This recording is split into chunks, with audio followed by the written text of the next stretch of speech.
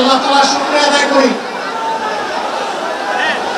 আল্লাহ তাআলার শুকরিয়া আদায় করি আবার আপনাদের সামনে দাঁড়াতে পেরেছি।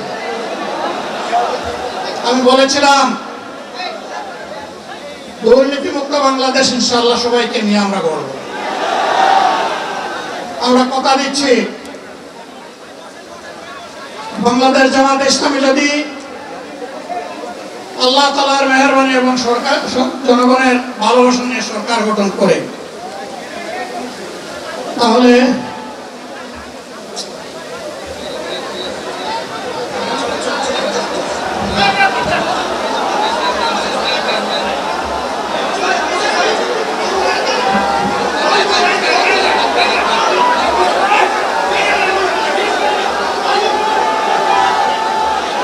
আপনারা নিজ নিজ জায়গায় অবস্থান করুন।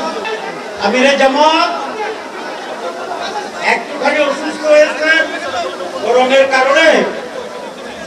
কারণে হয়েছে, কিন্তু উনি বারবারই চেষ্টা করছিলেন বক্তব্য দেওয়ার জন্য। ডাক্তাররা বলছেন ওনারা বক্তব্য রাখা ঠিক হবে না। এটাও আল্লাহর ইচ্ছা, এখন আল্লাহ আমাকে কথা বলার সুযোগ দিচ্ছেন। আমি বলতে চাই বাংলাদেশের নির্দিষ্ট কোন শ্রেণীর মুক্তির জন্য আমাদের এই